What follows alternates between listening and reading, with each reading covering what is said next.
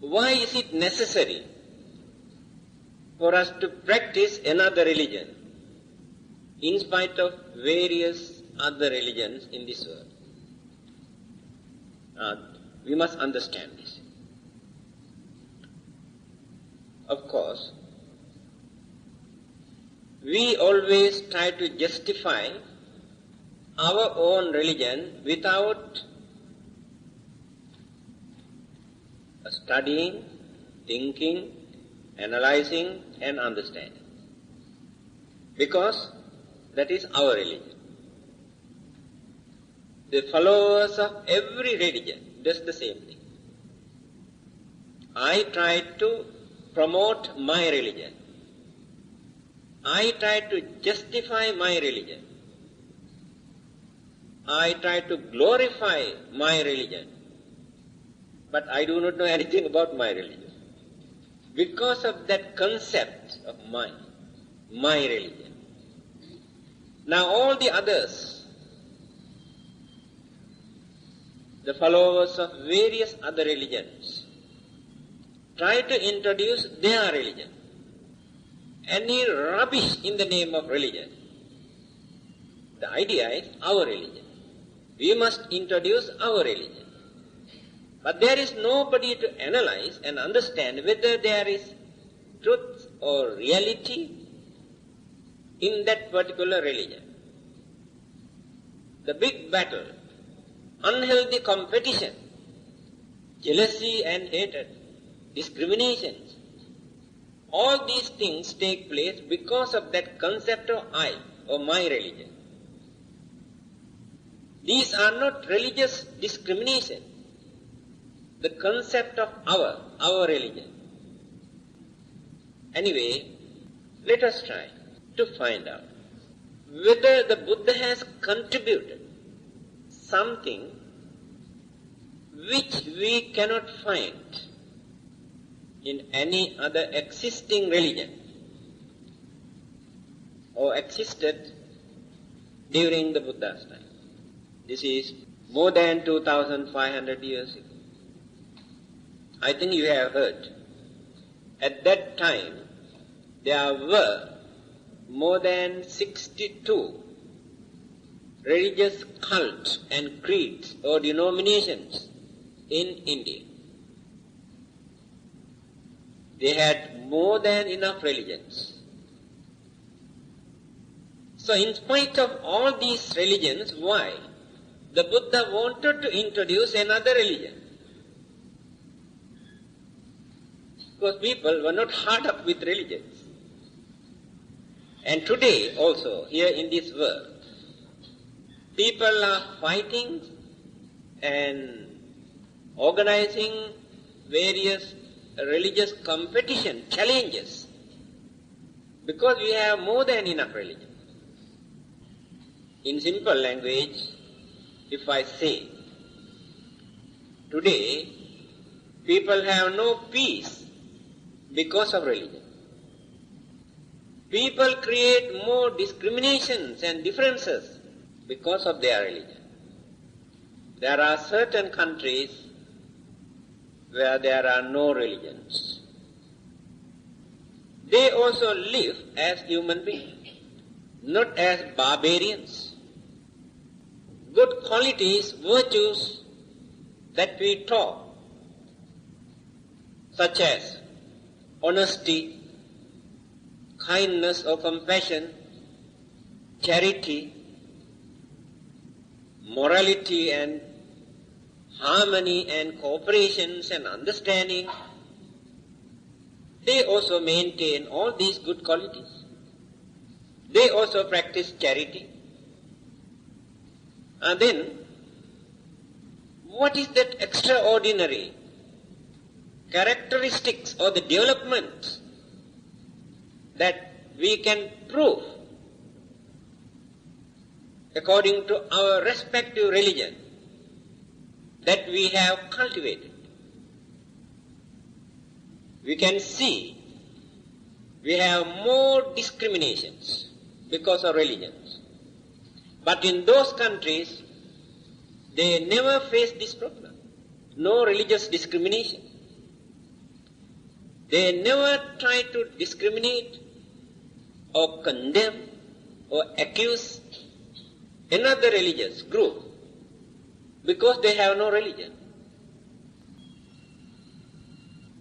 So my dear friend, don't think that religion is that bad. Religion is good. What is happening? Through our religion, we try to apply our own human weaknesses. By using religion as a weapon, we try to make use of religion or advantage. Then jealousy, discriminations, hostility,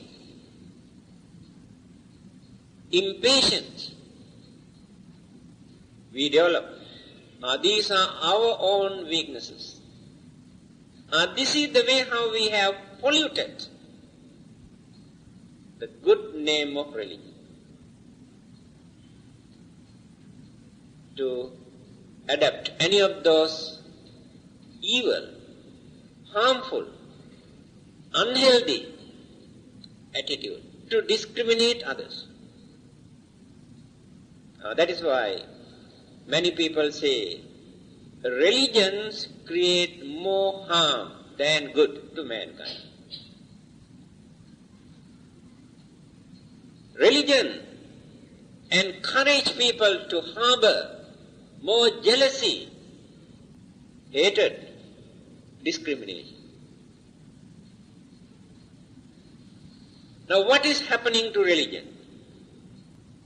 We human beings never try to make use of religion for us to get rid of our human weaknesses and to cultivate our humane qualities and to develop our human intelligence, intrinsic human intelligence we have.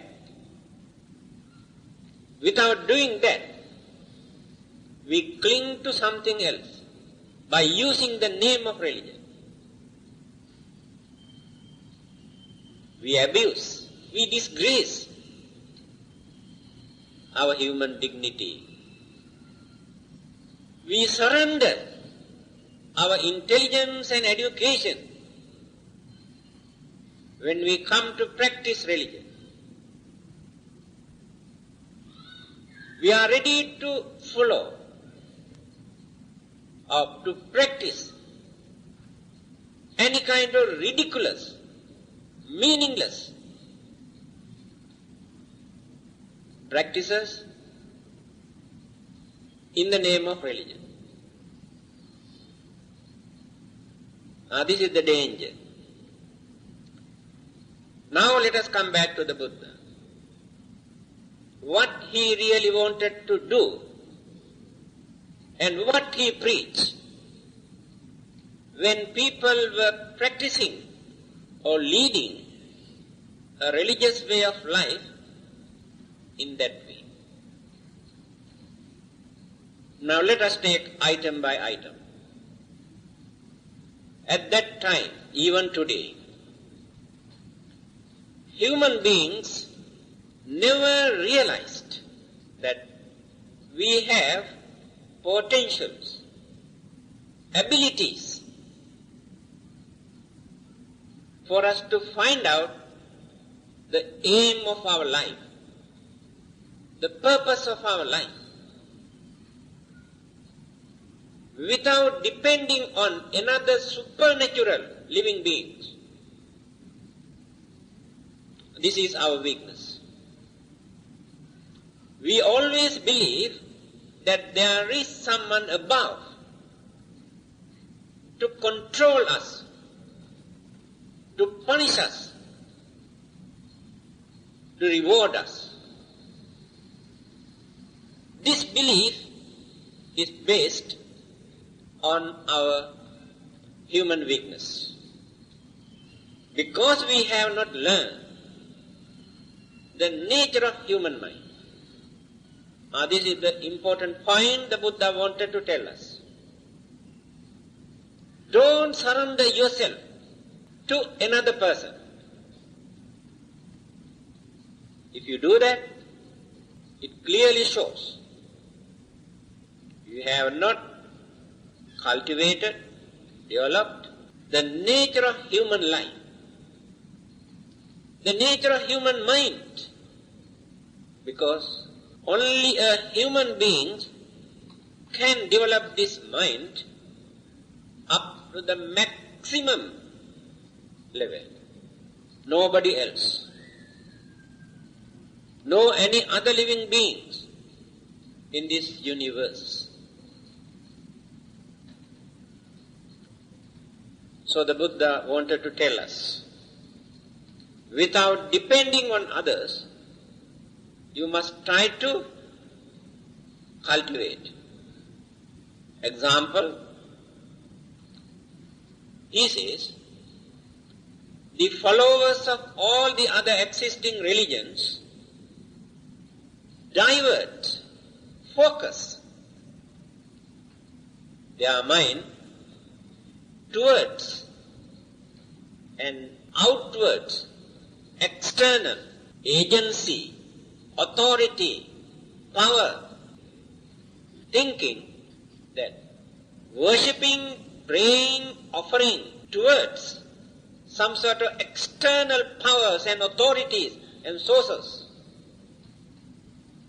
that we can gain our peace, our happiness, our salvation, to find out the purpose of our life. This is the common belief.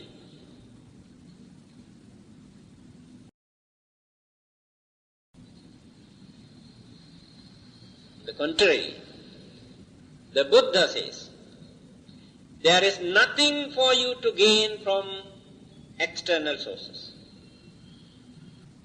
Simply by worshipping, offering, praying, you won't gain anything from outside.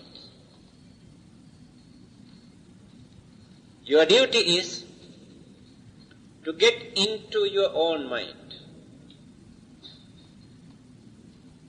Try to understand the nature of human mind. Try to find out what are the forces, sources, energies in different mental faculties.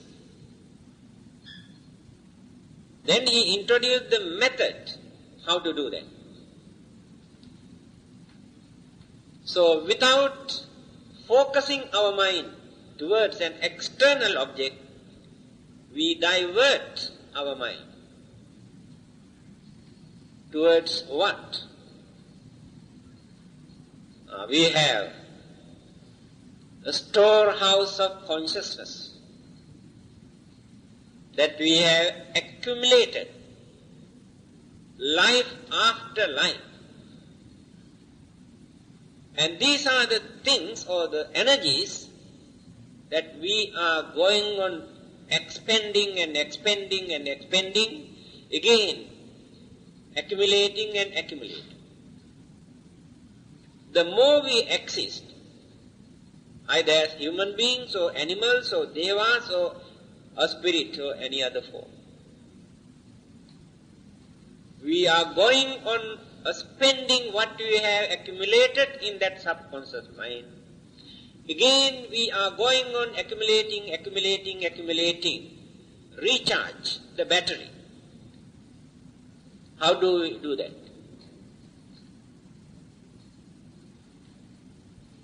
The way how we think, the way how we talk by thinking, the way how we do things. These are the three channels.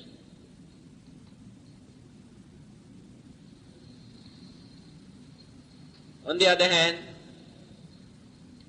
by enjoying our life, we spend what you have accumulated.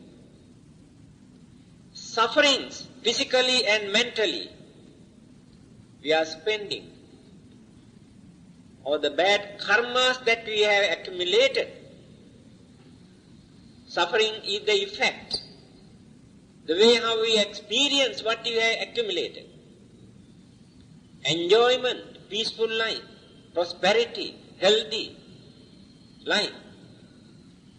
We are experiencing certain good thoughts, good word, good action, what you have accumulated in the subconscious mind. So when we divert our mental energy towards this, we stimulate our mental energies. Many things that we have learned during our previous births, certain good qualities that we have practiced, or certain bad things that we have committed, our mental tendencies, our habits, our nature, our behavior, our temperament, our moods, our attitudes, we do not know anything. We create our own imagination. So when we divert our mind toward this storehouse of consciousness, then we can make use all the good qualities and energies and the virtues and habits. Again, we can suppress and control certain bad habit. Then we go on developing and developing and developing and developing this mind. There is nothing for us to gain from outside, either from heaven or hell, or from a Buddha or God. One item is, the Buddha has given due credit to human mind and taught human beings to understand things by thinking, not by accepting concept and faith and belief. Remember this. It's a vast difference. The followers of various religions have their own concept, their faith and belief. These things they have taken from others, not their own. Religious authorities or their parents ask them to believe, to maintain certain concepts, then develop faith. These are the important ingredients in their religion. To them, faith or belief is the most important thing. Now, what is the Buddha's attitude? To the Buddha, belief or faith or concept, these things are immaterial. To him, these things are imaginations, our own imaginations. We have not accepted these things by studying, thinking, learning or analyzing. Just accept it. Then we develop this faith, this belief. The Buddha did not encourage for this. He says, you have thinking power. Then he taught how to think, how to understand, how to analyze. Then that knowledge itself does not serve any purpose. By using that knowledge, he says, you must know how to purify your mind. Without that mental purity, whatever knowledge whatever faith or belief you have, you never experience your final salvation. Now again, the difference. All the existing religions tell us, preach, believe, accept this. The Buddha's advice is not to believe at once. Don't believe anything at once. That belief can become very harmful, which create some sort of blind faith. After that, no more thinking power in that mind. You stop thinking. Because you have accepted already. But when we come to the Buddha, he says, first a study, think. After thinking, you can understand. When you understood, you know whether it is right or wrong. So the belief is not the important thing there. Then naturally, you gain confidence. Now you have no confidence. That is why others can come and topple you, attack you, criticize you, condemn you. You can surrender yourself because no confidence. If you have confidence by realizing, oh, the Buddha is like this, and what he taught is like this, the method shown by him is like this, I know. Then confidence is there. At the moment, very, very shallow, very shaky. Now you can understand. Then, the method adopted by various religious groups at that time, even today, when you compare with the Buddha's teaching, you can see the difference. But unfortunately, for the last 2,500 years, different Buddhist denominations, such as Theravada, Mahayana, Tantrayana, Vajrayana, Disyana, Datyana, what they have done to introduce their particular religious denomination, they have incorporated, mixed up so many other practices and beliefs into Buddhism, completely polluted, change the purity of the Buddha's teaching. Remember this. Many things the Buddha has rejected in his basic teaching. Later, all these different schools of Buddhism again embraced, accommodated and introduced as Buddhism. That is why you can find a lot of rites and rituals and superstitious beliefs and practices as Buddhism. In the Buddha's teaching, you cannot find such. Then what happened? Having seen what people are doing, thinking that they are practicing a religion, the Buddha pointed out, in those practices, we cannot find real religious value. Animal sacrifice was very common at that time.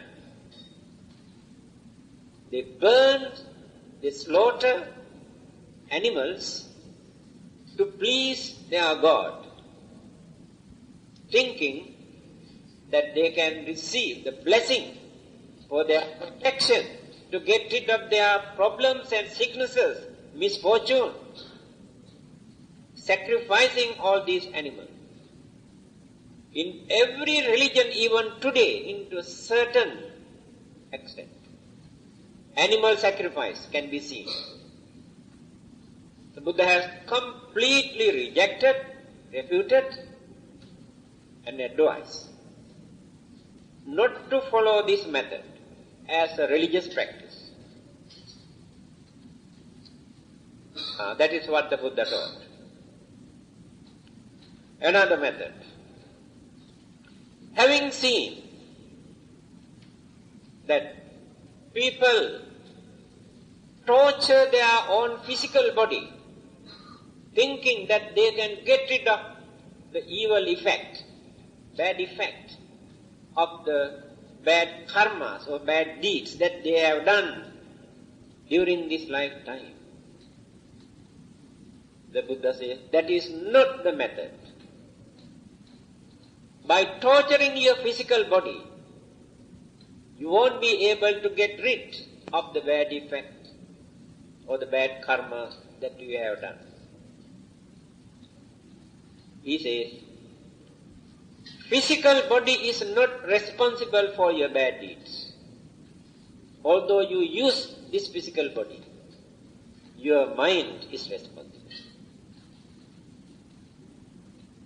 If you want to punish, you have to punish your mind, not your body.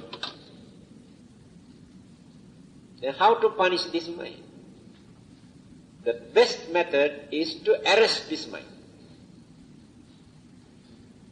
Without allowing this mind to behave as its own. That is the highest punishment. That is called mental training.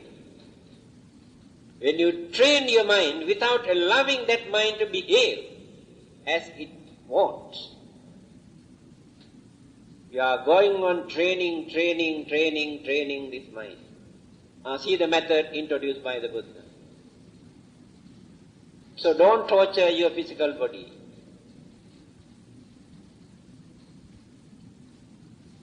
Again, certain external vows, rituals, as religious practices.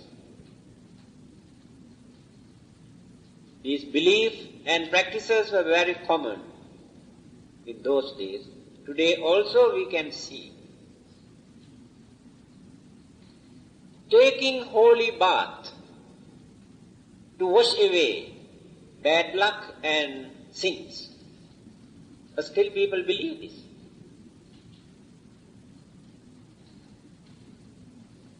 When the Buddha noticed that there were many people who go to holy river to take bath, to wash away their sins, you can see in the Buddha's teaching what he said. If you think that you can wash away your sins simply taking bath in that particular river, I think those fish and turtles who live in the water completely free from sins, because every day they take holy bath. See the way how the Buddha ridiculed this kind of practices. But unfortunately, still there are human beings who believe this kind of things. Again, by performing various kind of rites and rituals, they thought that they can get rid of their bad luck and bad karma. Again the Buddha says no. Through those external practices, rituals, you cannot purify yourself. Don't waste anything in the name of rite and rituals, thinking that you can get rid of your sins. Now this is another advice given by the Buddha. Those who wanted to go to heaven, thinking heaven is everlasting, never change, that they can spend their wonderful life without suffering. Because religious people illustrated, exaggerated, beautified, decorated, saying heaven is like this. Nobody knows where it is, what it is. The word itself creates temptation. The way how they have illustrated this. Then, what they say? Pray to this particular God. Worship. Then very easily you can reach this heaven. This belief was there at that time. This is not a new discovery. Look at the Buddha's attitude towards this. He says, when a man wanted to cross a river, if there is no boat for him to cross, he can collect few pieces of wood or make a raft.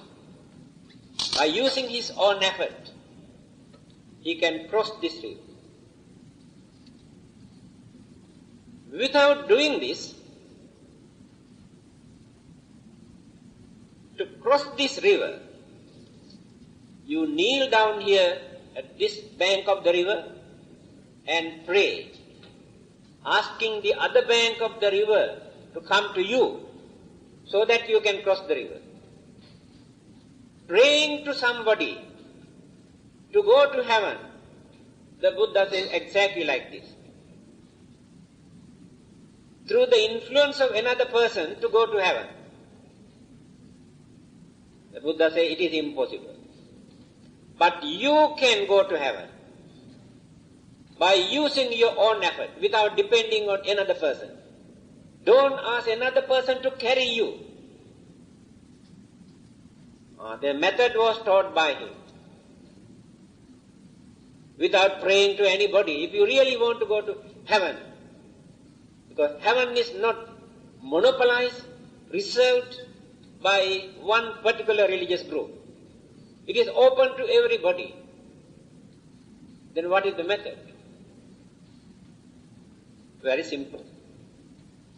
When you read the Dhammapada, there are two places where he mentioned the way to heaven. Satchang bhane nakujjaya dajja appasmim piyachito. Only three things you have to do. You have to collect only three things. If you really want to go to heaven. What are those three things? Satchang bhane, be honest. Can you do that? You are ready to pray 100 times a day to somebody, but it is difficult for you to become an honest person. That is why people say it's very difficult to practice Buddhism. But very easy to pray, no trouble. Very easy.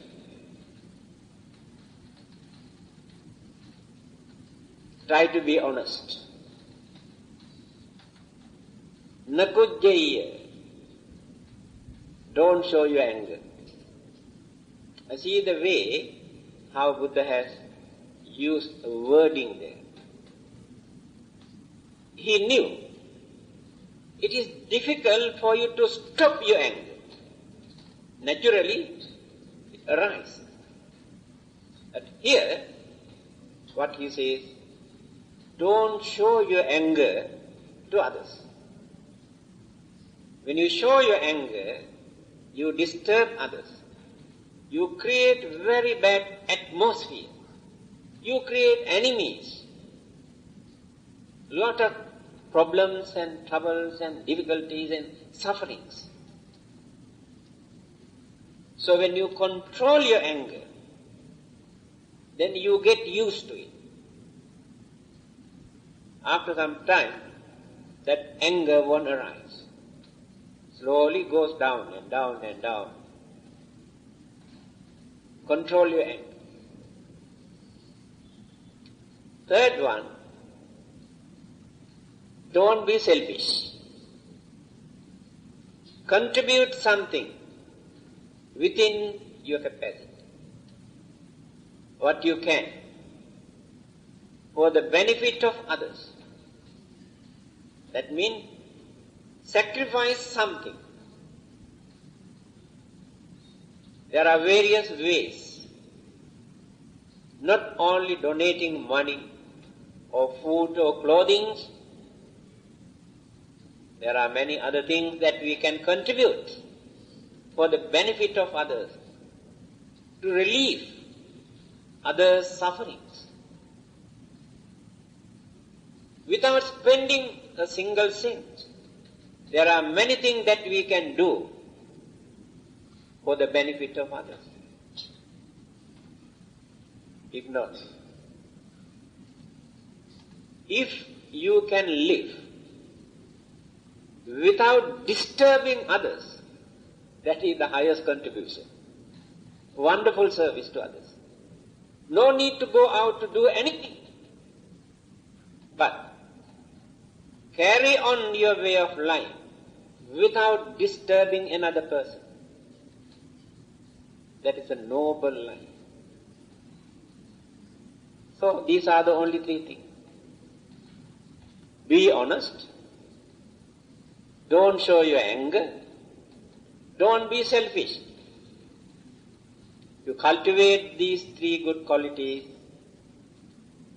Gacche devana santike. After your death, you will be born with all the other devas or gods to enjoy heavenly life, but it is not permanent. King of the devas, Sakra. Many people worship him, but you do not know. Sakra, the king of the devas, worship human beings. Have you ever heard this?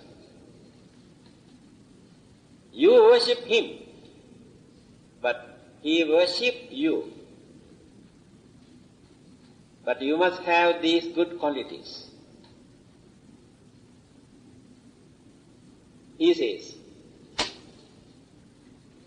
Ye gahatta punyakara siilavanta upasaka dhammena dharan posanti tang namassam.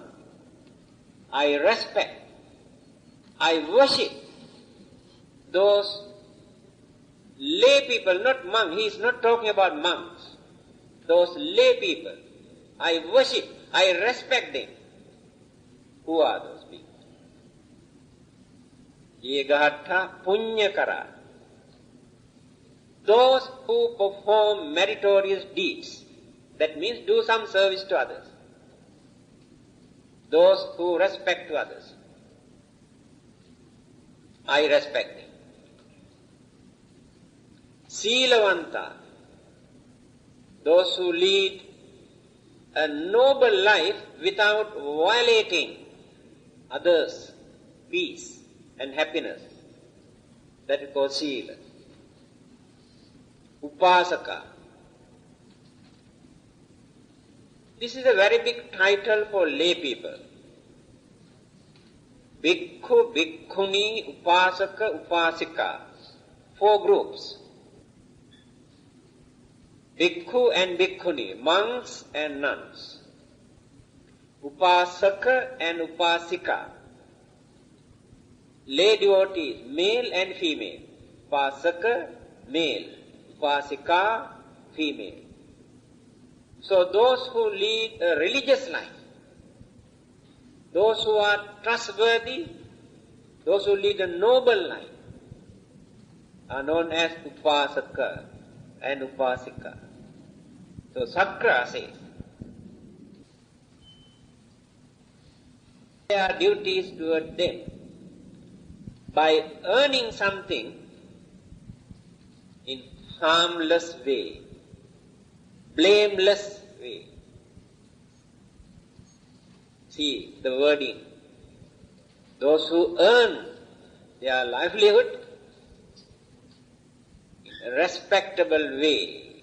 That means without bluffing, swindling, cheating, robbing, and disturbing.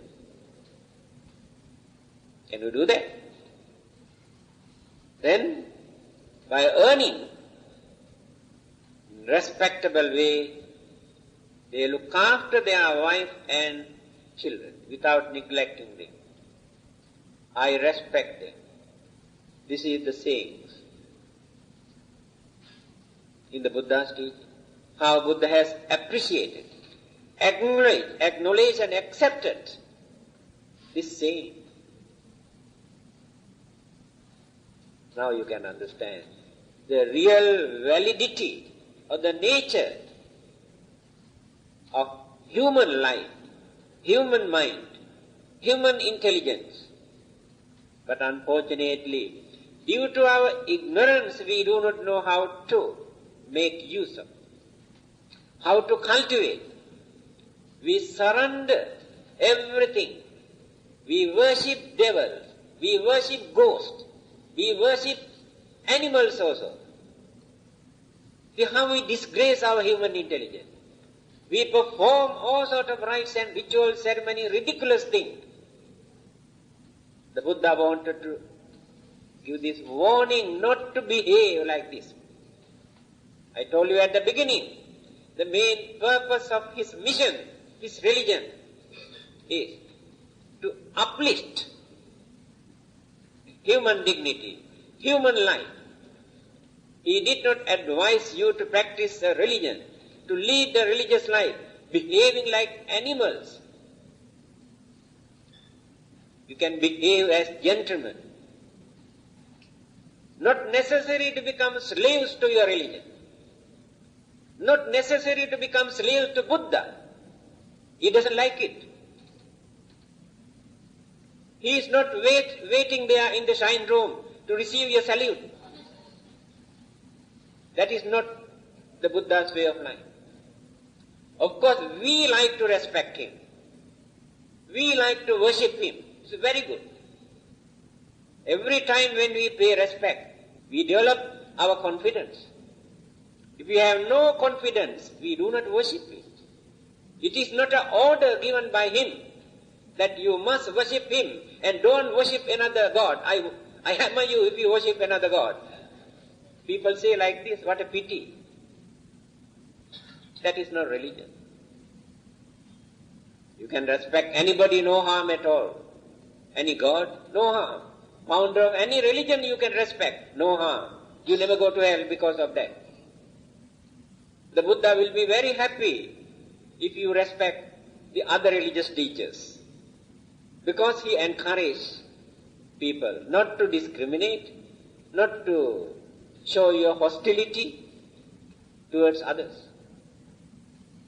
Now you can understand what he wanted to tell us and how he wanted to train us in simple language. He wanted to teach us to live as real human beings. Now we can understand the real nature of human life, but we are abusing this. Our ignorance, our selfishness, our greed, then our anger, hatred and jealousy and various evil forces completely eclipse, closed, topple our human dignity. Then the method taught by the Buddha is for us to remove those dark clouds from the mind so that we can penetrate, we can see, we can understand what is in our mind. So inwards, not outwards. Buddhism is for that purpose.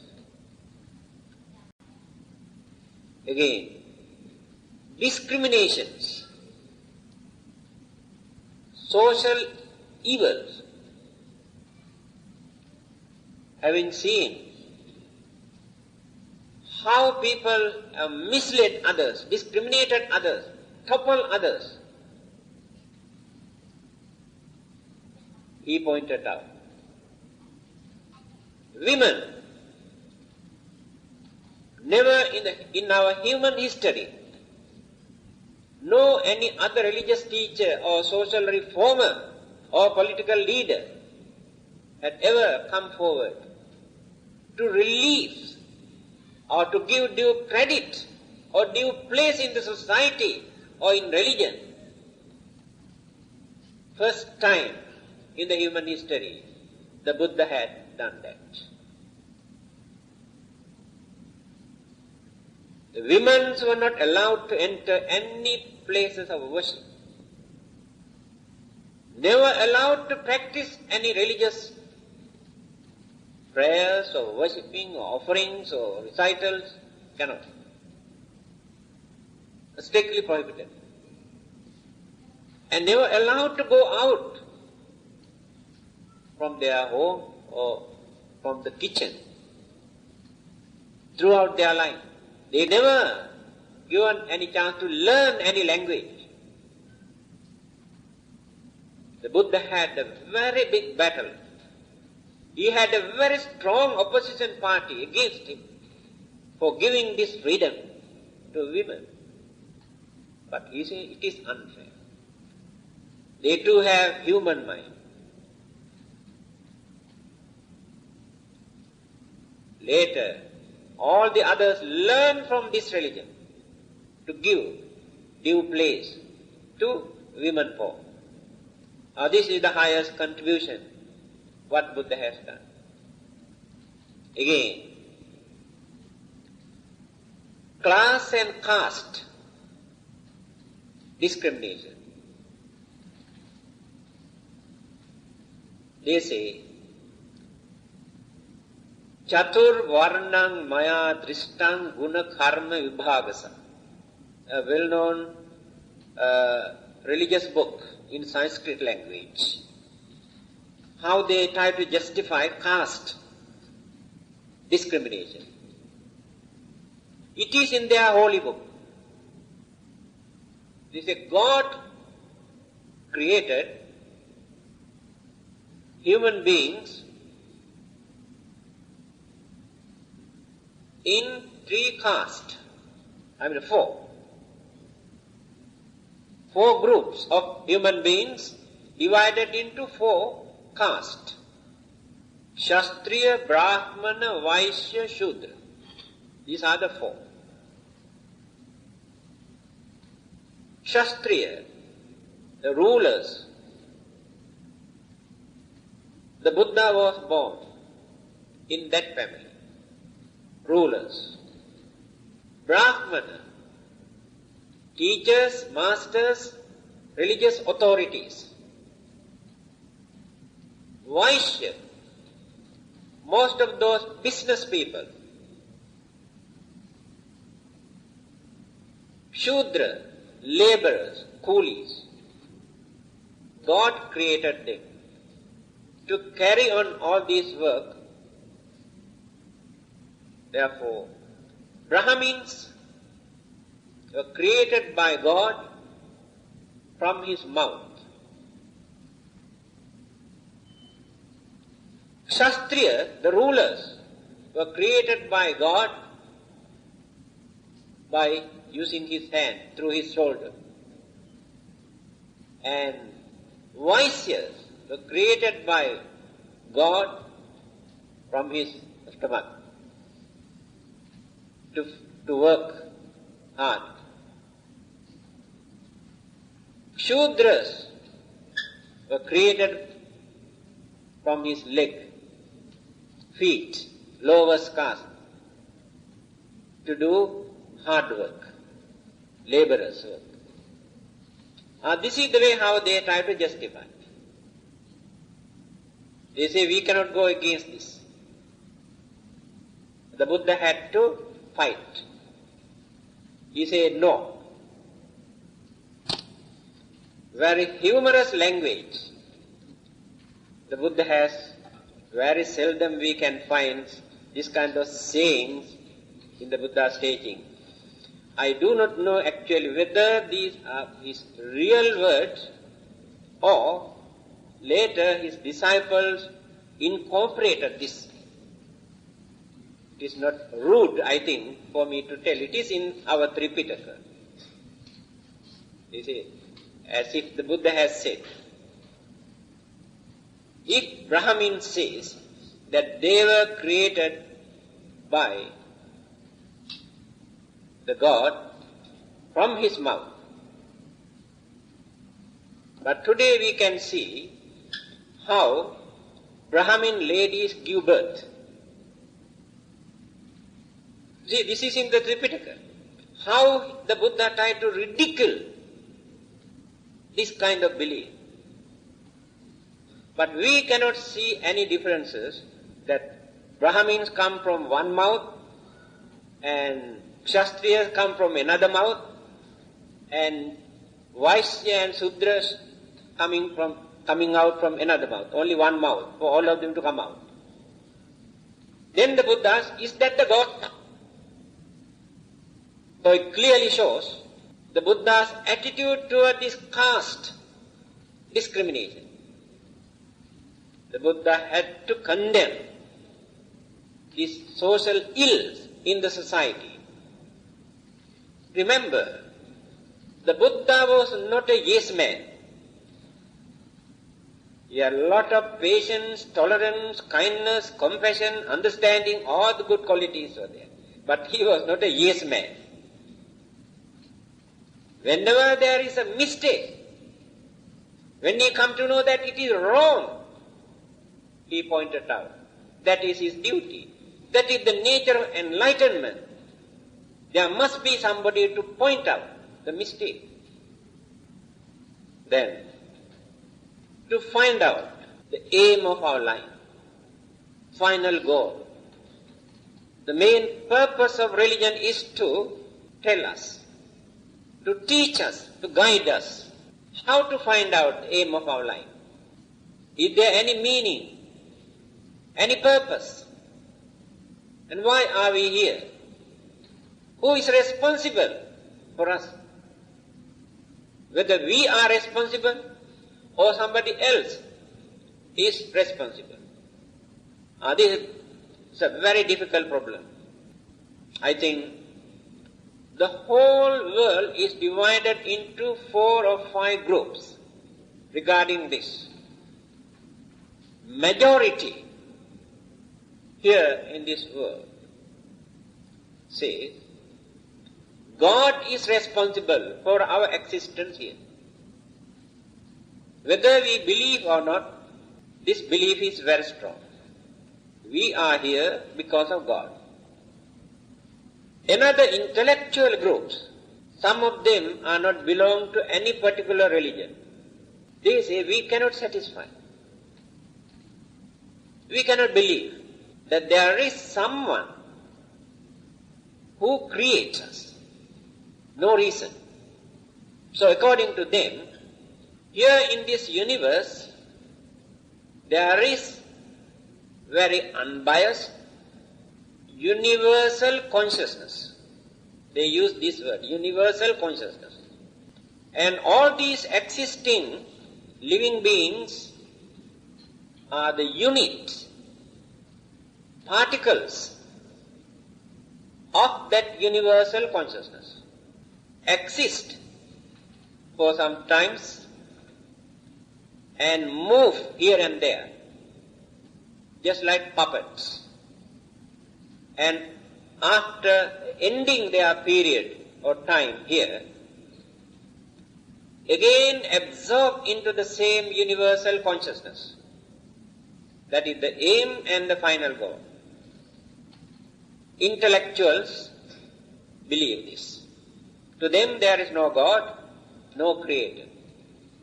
That is how we exist. As another group, most of them are scientists, philosophers, psychologists, thinkers. To them, there is no God, no universal consciousness. They analyze the existing elements, atom, and various other particles, cosmic energies,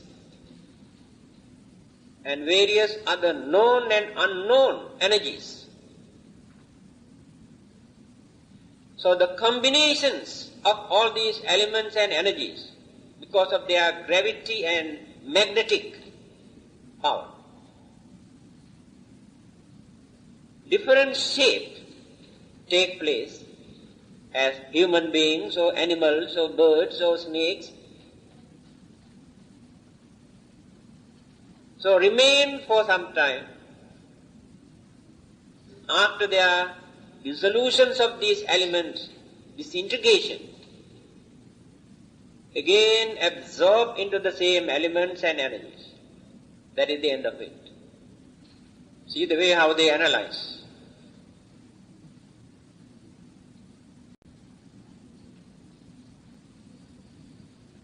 Now we must try to find out what is the Buddhist attitude. How did the Buddha analyze and point it out? But he is not belong to any of those three. He never says that we were created by a God. No. He never says there is some sort of universal consciousness that come out from all these units, exist in the whole universe.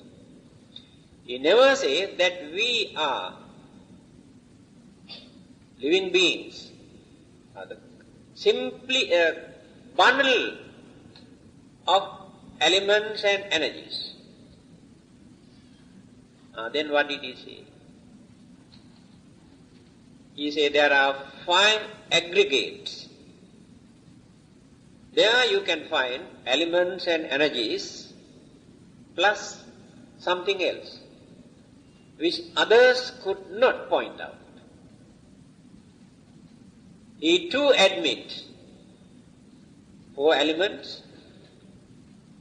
All the other existing religions, or those who have no religions, also accept 4 elements, yes. Cosmic energies, yes, no problem. But all these elements and energies cannot produce a life. At the beginning, scientists had a belief that when elements and energies combine together, existence of these things as a bundle for some time, the human mind is the byproduct of these elements and energies. Human mind is the cream, the essence of the elements and energies. But this belief was rejected by a well-known scientist, Albert Einstein.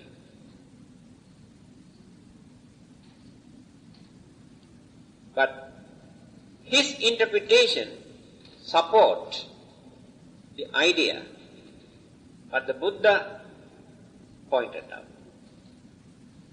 He says, it is impossible for elements and energies to produce a life. Before that, there must be a mental energy. Mental energy is not a byproduct of elements and energy. Human mind is the nucleus which is originated, implanted at the beginning.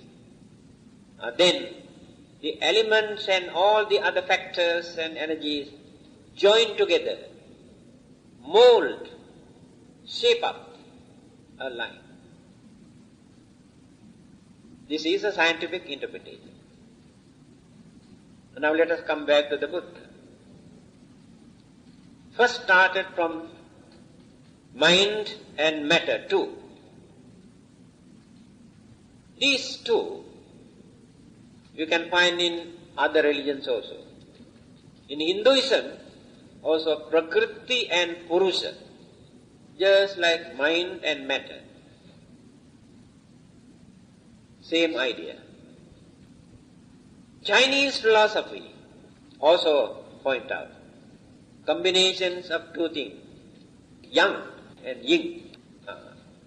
These two, just like mind and matter. Then analyze what is mind and what is matter. Mind into 4 groups, matter into 4 groups, 8.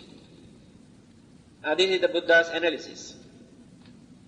Now the problem is this. Elements exist, yes, no problem. Then how did we get this human mind? Where it come from? Who created it? This is the thing that we cannot understand. For that, the Buddha has pointed out. Universes, not only one universe. Universes are infinite. There is no limit. There is no beginning. There is no end. This is the nature of universe. In various universes, different kinds of living beings in different forms. Also, infinite. No limit. We know only about this.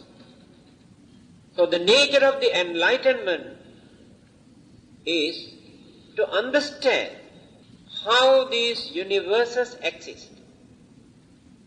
One particular name given to the Buddha is Lokavidu, the knower of the world. He knew. That is called enlightenment. Unless or until we gain this enlightenment, we won't be able to understand this clearly. So when all those different forms, different kinds of living beings appear and disappear, they are departed consciousness from one planet to another planet, one world system to another world system, one country to another country, according to their inclination, attachment, craving that they have developed during their previous existence. That magnetic power. Now, if we cultivate our way of life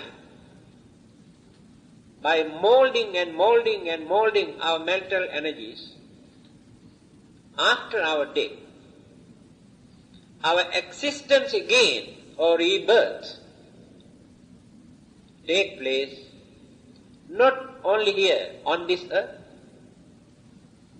but there are millions and billions and trillions and countless world systems where there are living beings. So according to our concentrations, inclinations, attachments, our existence takes place in one of those places. Now if we abuse our human life by committing, doing evil thing, bad thing, polluting our own mind, we are developing and developing and developing, then after our death, inclination that we have molded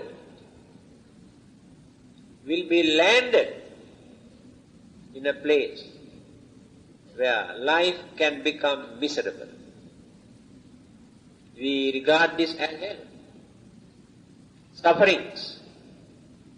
If we cultivate our way of life, as I mentioned just now, by maintaining some dignity and good qualities, then our attachments and inclinations and ambitions mold and direct mental energy towards another direction. Then existence can take place somewhere else where we can experience more pleasant, more peaceful, more happy life, but not permanent. So, mental energies are always moving just like gravity,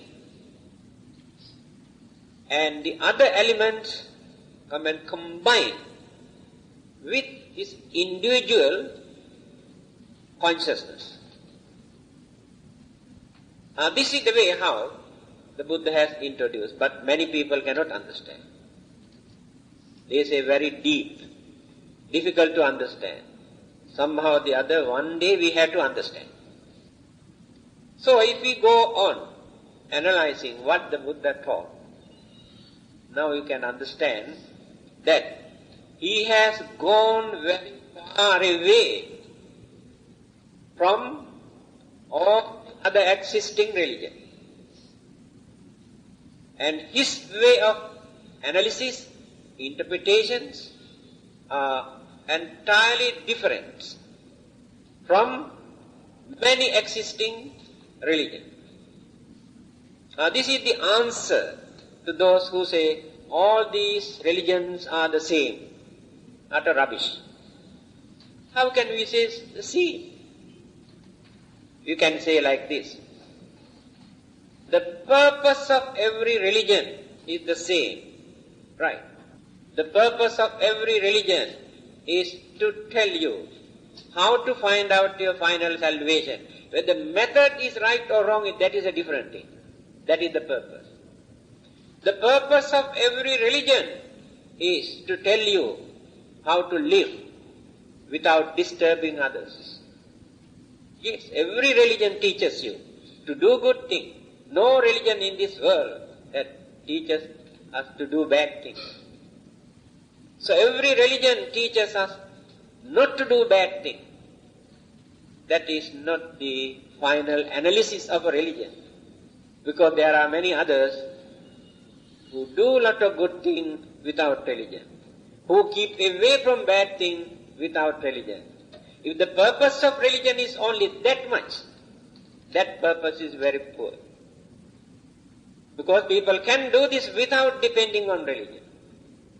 Now you can understand the main purpose of religion is to find out the ultimate aim of our life. This is the method introduced by the Buddha by giving these advices: not to follow a religion blindly, without understanding, without thinking, without maintaining only belief or faith. This is the message given by the Buddha.